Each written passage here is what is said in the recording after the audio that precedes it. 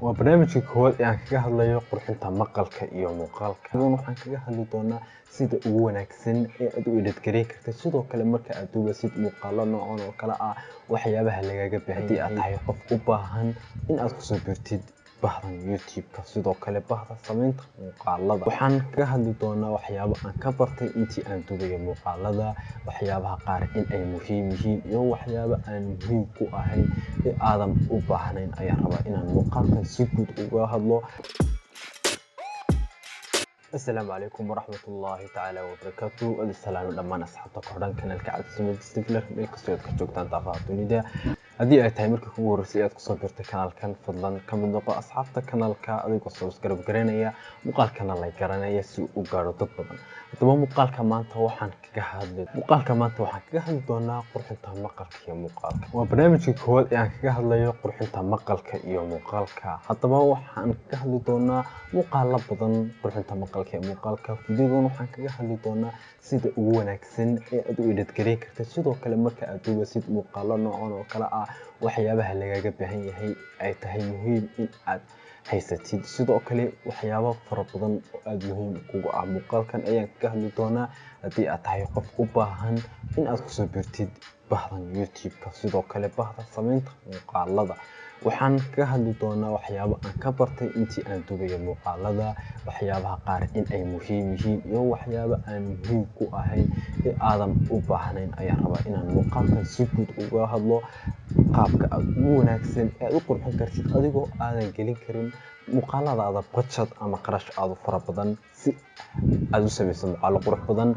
kaliya waxaad u baahan tahay in aad ku samaysid muuqaaladaada waxa aad adigu haysato oo ah markaa waxa kuugu dhow ee aad u baahan tahay in aad ama aad haysatid aadan u baahnayn waxyaabo kale. oo markaas haddii aad ku hamiyeysid in aad samayso muuqaaladaas oo aad u baahan tahay in aad heshid waxaa shayga inaad heshid ilaa inaadan awoodin, balse waxaan rabaa in aan si guud uga hadlo waxyaabaha ugu muhiimka iyo sida aad ugu bilaabi kartid waxa aad adigu haysato markaa, kuwaas oo aad kusoo saari kartid muuqaalo aad u qurux badan oo loo yaqaano cinematic. hab fikirkaaga ayaa waxa uu kaaga dhigayaa mid u fakera si wanaagsan, sameeyana muuqaalo aad u qurux badan.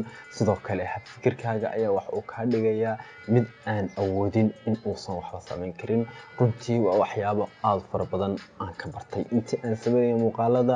waxaan ku guda jiraa ilaa 2 sano samaynta muuqaalada noocan oo kale ah. waxaan rabaa in aan kula wadaago muuqaaladeedii ugu horreeyay, habkii aan u samayn jiray iyo habka maanta in ay yihiin in ay aad u kala duwan yihiin. taasna waxaa sababaysa hab fikirkayga oo ah in aan wax ka bedelay. muuqaalka maanta waxaan kaga hadli doonaa 5 application ee ugu wanaagsan video editing.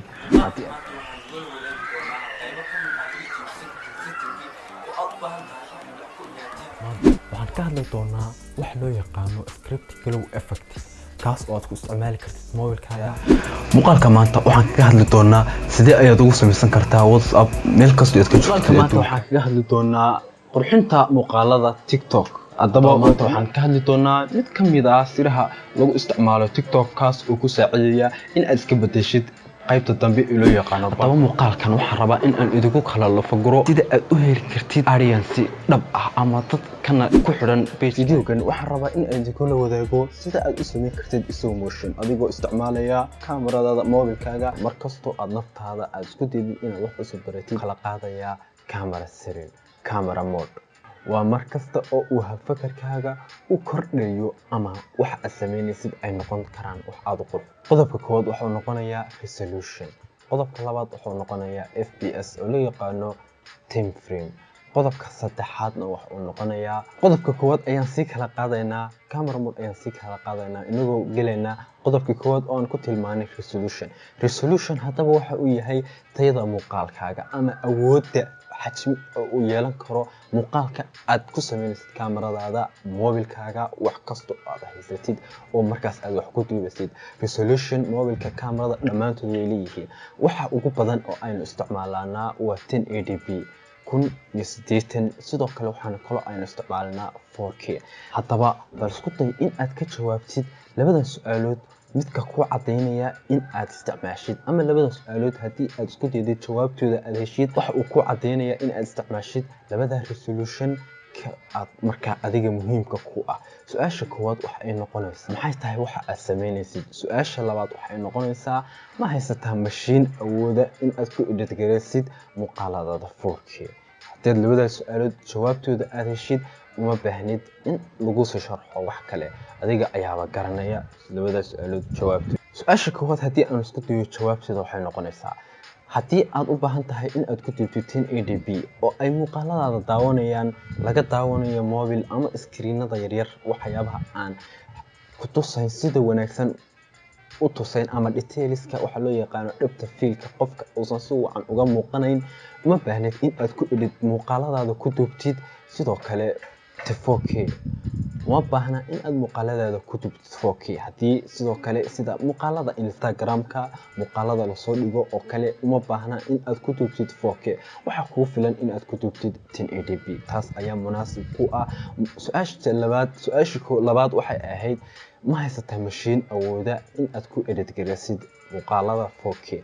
haddii ay tahay haa, adiga ayaa garanaya su'aasha, balse markasta oo aad rabtid aadan haysan kombiyuutarro awoodda leh waxaad u baahan tahay inaad muuqaaladaada ku duubtid 1080p sababtoo ah muuqaalada 4K aad ayay culus tahay, waxayna u baahan yihiin kombiyuutar awood leh. haddii kale wuu kaaga dhigdhigayaa, waqti badan ayaa kaaga lumaya, mana awoodaysid inaad ku soo saartid muuqaal aad rabtay kii aad rabtay oo kale ah. waxyaabaha commercialka, waxyaabaha aad u baahan tahay inaad resolution-kooda wax ka bedeli kartid ku duub 60 frames per second. sidoo kale slow motion-ka waaweyn haddaad u baahan tahay 120 ayaad ku duubaysaa. marba waxay ku xidhan tahay awoodda kaamaradaada ay ku leedahay ama muuqaal sameeyaha aad ku duubaysid awooddiisa ayay ku xidhan. qodobkii saddexaad waxa uu ahaa camera mode. Camera mode waxay tahay inaad muuqaalkaaga ku duubtid manual, sidoo kale autofocus marba kii ay ku xidhan tahay. haddii aad haysatid ama aad taqaanid qaabka manualka loo isticmaalo, isticmaal manual ayaa ku fiican mar walba. haddii aad isticmaali kartid autofocus isticmaal. haddii aadan haysan qof ku caawinaya sidoo kale autofocus ayaa isticmaali kartaa, laakiin autofocus wuxuu ku xun yahay muuqaalka adigoo daawanaya ayuu wuxuu kaa gelgelinayaa shucaac, balse waxay ku xidhan tahay awoodda kaamirooyinka. kaamirka Sony ayaa aad ugu fiican autofocus, kaamirada ayay ku xidhnaanaysaa taasna autofocuskaaga, balse manual mar walba adiga muhiim ayuu ku yahay. hagaajiso meesha aad wax ku duubaysid kabacdi manual isticmaal waa haddii aad leedahay aqoonteeda. sidoo ayaan kaga gudbayaa qodobkii ahaa camera settings. haddaba waxaan u imanayaa audio. codku waa midka ugu muhiimsan ee ka dhigaya muuqaalkaaga mid dadku daawan karaan. dadku way fiirsan karaan, codkaaga way dhegeysan karaan haddii uu wanaagsan yahay ama muuqaalkaaga xun yahay, balse haddii codkaagu aad u xun yahay cid muuqaalkaaga daawan karta ma jirto. sababtoo ah waxa ugu muhiimsan waa in uu qofku ku maqlo ayaa ka muhiimsan in uu qofku si wanaagsan ku arko. haddaba haddii ay kaamiradaadu ku jirto distance, isticmaal microphone sida kan oo kale ah. sidoo kale mar walba waxay leedahay kaamiradu microphone-keedu maaha mid wanaagsan haddii aadan ku xidhiidhin waxyaabaha qaar. waxay leedahay kaamirada mashiinkeeda guuxaya ayaa wuxuu yeelanaya ama sidoo kale cod aad u weyn ayuu yeelanaya. haddii aan tijaabino hadda codkayga waxaan u wareejinayaa dhanka kaamirada, bal codkayga siduu u noqdo idinkuba waad arki kartaa, balse markastoo aad microphone isticmaalaysid wuu kaaga wanaagsan yahay ama wuu kaaga fasaxsan yahay microphone-ka. qaabka aan microphone-ka u isticmaalayo ma qaab munaasib ah. qaabka u wanaagsan ee microphone loo isticmaalo haddii aad u baahan tahay si uu hoos ugu dhigo codka kaaga imanaya dhigaga oo loo yaqaano echo, waa in aad microphone-kaaga u isticmaasho qaab noocaas oo kale ah, inuu meelahaas oo kale microphone-kaaga ku yaalo. markaas uu microphone-kaagu halkaas oo kale ku yaalo ma jirayo cod hoos ka imanaya, laakiin codku waxa ugu badan uu ka yimaado waa kor iyo labada dhig. haddii aad awoodid codkaaga microphone-kaaga waxaa la isku fogeysiyaa. sidoo kale haddii aad duubaysid muuqaal duubaysid aad cod dul saaraysid, isku day in intaa leeg in aad afkaaga ka fogeysid microphone-kaaga. aad iyo aad ayuu muhiim u yahay.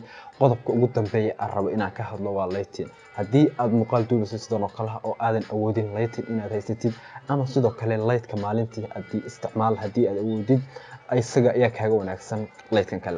wuxuu u baahan yahay waxay kaaga baahan yihiin in aad saxdid angalka. sidoo kale waxay kaaga baahan yihiin in aad xoogaa aqoon aad u leedahay isticmaalidda lightka haddii aad u baahan tahay in aad duubtid muuqaal professional ah. balse haddii aad u baahan tahay inaad muuqaal caadi ah iska duubtid sida aynu isticmaalo kale, sidaas ayaad iskugu soo jeedin kartaa lightkii, kaas oo indhaha kaaga dhacaya saameyn kugu yeelan kara dhanka indhahaaga. haddaba intaas ayaan rabaa in aan kusoo gebagabeeyo muuqaalkii aan kaga hadlayay qurxinta maqalka iyo muuqaalka. aad iyo aad ayaad u mahadsan tahay haddii aad halkan nala soo gaadhay inta aan muuqaalkan muuqaal xiga ku kulmi doono waxaan idinkaga tegayaa wassalaamu calaykum waraxmatullaahi wabarakaatu